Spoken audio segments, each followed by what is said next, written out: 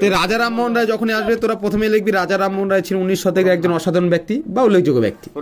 তিনি ভারতীয় নবজাগরণ অগ্রদূত নামে পরিচিত, তাই তো? কি নামে পরিচিত? ভারতীয় নবজাগরণের অগ্রদূত নামে পরিচিত। তাকে ভারতীয় নবজাগরণ অগ্রদূত বলা হয় না? আচ্ছা, তিনি তার যুক্তিবাদী মন আর অভিজ্ঞতার মধ্য দিয়ে সমকালীন যে কুসংস্কার ছিল, অন্ধবিশ্বাস ছিল, তা দূর করার চেষ্টা তিনি করেন, তাই তো? তাহলে আমি কি বললাম? রাজা রামমোহন ছিলেন একজন 19 শতকের উল্লেখযোগ্য এক অসাধারণ ব্যক্তি। তিনি ভারতীয় নবজাগরণ অগ্রদূত নামে পরিচিত। তিনি তার যুক্তিবাদী মন আর অভিজ্ঞতার মধ্যে দিয়ে ভারতের যে কুসংস্কার ছিল, অন্ধবিশ্বাস ছিল, তা দূর করার অনেক চেষ্টা করেন। 1815 খ্রিস্টাব্দ থেকেই তিনি তাই কলকাতায় স্থায়ীভাবে বসবাস করতে শুরু করেন। তাই তাকে অনেক ধর্ম সংস্কারও করেন এবং সমাজ সংস্কার করেন বলে তাকে আধুনিক ভারতের জনক বলা হয়।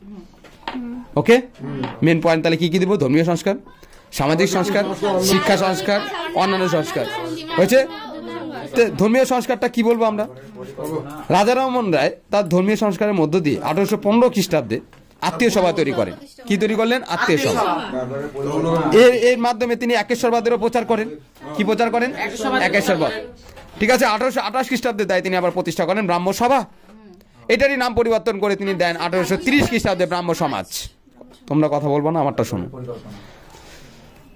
1819 খ্রিস্টাব্দে তিনি মূর্তি পূজার বিষয়ে দক্ষিণ ভারতের একজন শাস্ত্র পণ্ডিত ছিল, তাকে পরাজিত করেন। দক্ষিণ ভারত মানে ওই ধরো সাউথের সাইডে দক্ষিণ ভারতের যে একজন বিখ্যাত পণ্ডিত ছিল তাকে পরাজিত করেন কে? 1819 সালে মূর্তি পূজার বিষয়ে। ওকে, শাস্ত্র পণ্ডিতকে পরাজিত করেন দক্ষিণ ভারতের। একেশ্বরবাদের চিন্তা তার মনকে আচ্ছন্ন করে তোলে। তিনি ধর্মশাস্ত্রের গ্রন্থ হিন্দু বাইবেল অধ্যাপনা করেন, মানে যত গ্রন্থ আছে হিন্দু ধর্মগ্রন্থে, হিন্দুদের না কিন্তু, খালি খ্রিস্টান হোক মুসলিম হোক সবারটাই, হিন্দু বাইবেল সবকিছু অধ্যাপনা করে নানান ভাষাবিদ রামমোহন রায় 1820 খ্রিস্টাব্দে এই যে প্রেসেস অব দ্য জিসুস নামে একটা পুস্তিকা প্রকাশ করেন। ওকে ওকে, এই গ্রন্থের মধ্যে দিয়ে ঈশ্বর আসলে যে যুক্তি, ঈশ্বর আসলে যে এক, এটাই তিনি তুলে ধরেন। ঈশ্বর আসলে যে এক, এটাই তুলে ধরেন। এখানে ভুল আছে কিন্তু। ওকে, নেক্সট, সামাজিক সংস্কার। কি সংস্কার? সামাজিক সংস্কার। তাহলে আমি আর একবার ধর্মীয় সংস্কারটা বলে দিই যে 1815 খ্রিস্টাব্দে আত্মীয় সভা তৈরি করেন, 1828 খ্রিস্টাব্দে ব্রাহ্ম সভা, 1830 হচ্ছে ব্রাহ্ম সমাজ। এর মাধ্যমে তিনি একেশ্বরবাদের প্রতিষ্ঠা করেন। হ্যাঁ, এরপরে তিনি দক্ষিণ ভারতের শাস্ত্র পণ্ডিত 1819 খ্রিস্টাব্দে তাকে পরাজিত করেন। দক্ষিণ ভারতের শাস্ত্র পণ্ডিতকে ঈশ্বর যে মানে মূর্তি পূজা নিয়ে, অ্যাকচুয়ালি মূর্তি পূজা নিয়ে তিনি শাস্ত্র পণ্ডিতকে পরাজিত করেন দক্ষিণ ভারতে। এছাড়া একেশ্বরবাদ নিয়ে তিনি চিন্তাধারার মধ্যে দিয়ে তিনি হিন্দু বাইবেল এইসব বইও গ্রন্থ মানে অধ্যাপনা করেন, মানে পড়াশোনা করেন।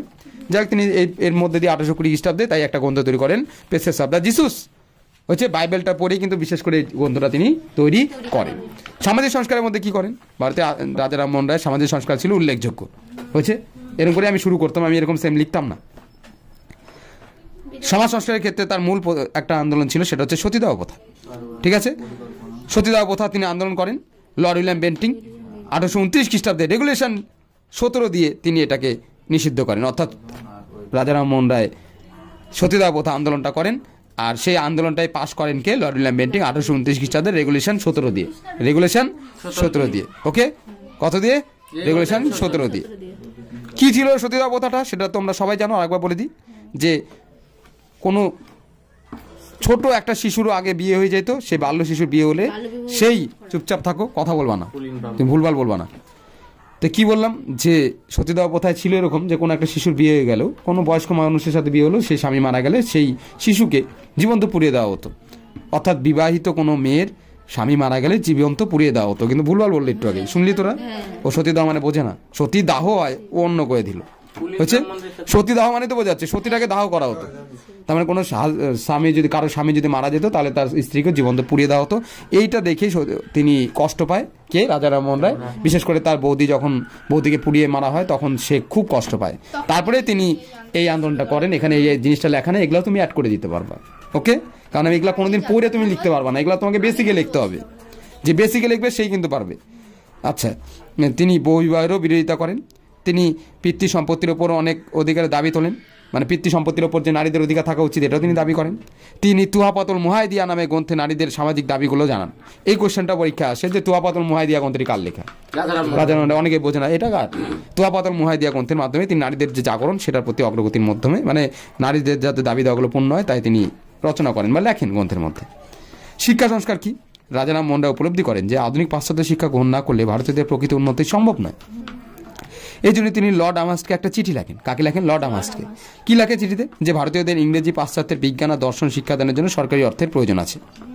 অর্থাৎ ভারতীয়দেরও ইংরেজি শিক্ষা দেওয়া হোক এবং তার জন্য সরকারি সাহায্য দেওয়া হোক, কারণ সরকারি সাহায্য না পেলে তারা ইংরেজি শিক্ষা গ্রহণ করতে পারবে না।